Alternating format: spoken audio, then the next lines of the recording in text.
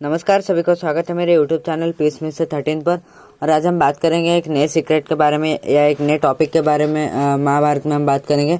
पिछले एपिसोड में हमने युधिष्ठिर के बारे में बात की था।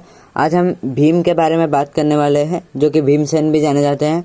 और प्लीज़ चैनल को सब्सक्राइब कीजिए और सब्सक्राइब आइकन के बगल में जो बेल आइकन है उसको भी प्रेस कीजिए, ताकि मेरे वीडियोस के नोटिफिकेशन आपको बिल्कुल टाइम पर मिल जाए। और वीडियो अच्छा लगे तो लाइक भी कीजिए और शेयर भी कीजिए आपके फ्रेंड्स और रिलेटिव्स के साथ, ताकि हमारा चैनल ग्रो कर सके। प्लीज़ सपोर्ट कीजिए हमारे चैनल को, हेल्प कीजिए हमारे चैनल को एक बड़े चैनल होने में। तो शुरुआत करते हैं।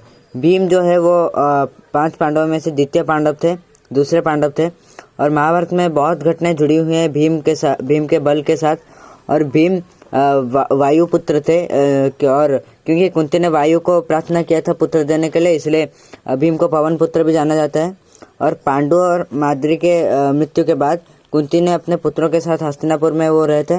और बचपन से ही भीम उनके पुत्र जो उनके भ्राता सब है कौरवगण, और ज़्यादातर दुर्योधन के साथ ही उनका मेल अच्छा नहीं रहता था। और दुर्योधन और उनके मामा शकुनी वो हमेशा भीम को मारने की कोशिश करते रहते थे। और एक था जब उन्होंने भीम को विष पिला दिया था और उन्हें नदी में बहा दिया था, तो भीम तभी नागा या जो सर्पगण थे उनके द्वारा रक्षा किए गए थे। और उन्हें एक ऐसा भी पानीय मिला था, जिसके कारण वो बहुत बलवान हो गए और कोई भी विष उनके ऊपर असर नहीं डाल सकता था।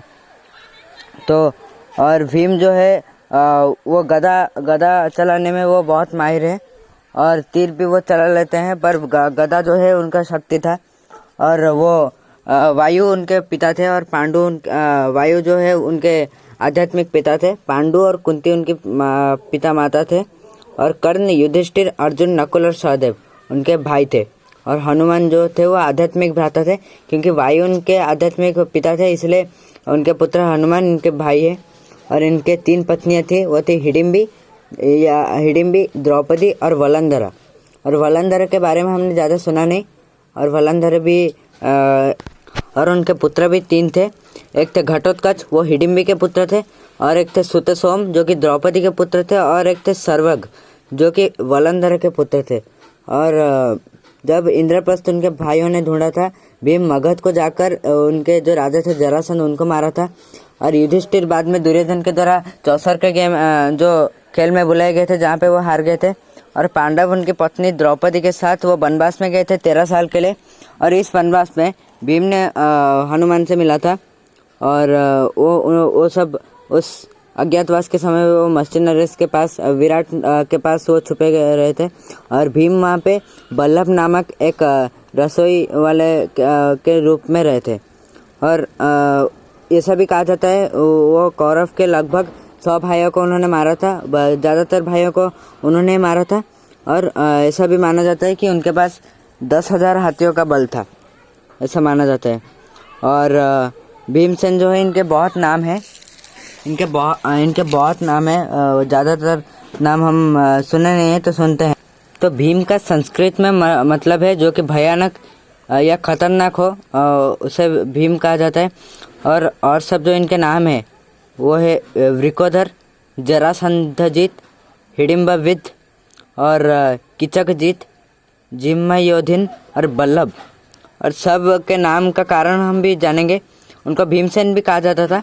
और वृकोदर उनका नाम इसलिए था क्योंकि उनके जो पेट है वो बहुत बड़ा था, इसलिए।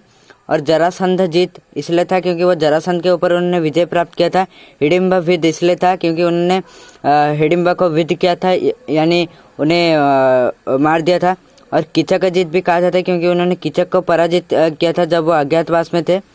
और जिम्मयोधिन भी कहा जाता है, जो कि अन्याय के प्रति जो युद्ध करता है, इसलिए उनका नाम जिम्मयोधिन है। और बल्लभ जो है इनका अज्ञातवास में उनका नाम था। और भीम के जो 3 पुत्र थे उनमें से सर्वग ने कुरुक्षेत्र युद्ध में उन्होंने भाग नहीं लिया था, इसलिए हमने उनका नाम ज़्यादातर नहीं सुना। और सुतसम जो कि द्रौपदी के कोख से उन्होंने जन्म लिया था, वो अश्वत्थामा के द्वारा मारे गए थे। और घटोत्कच कर्ण के द्वारा। और यही आज के लिए बस इतना है।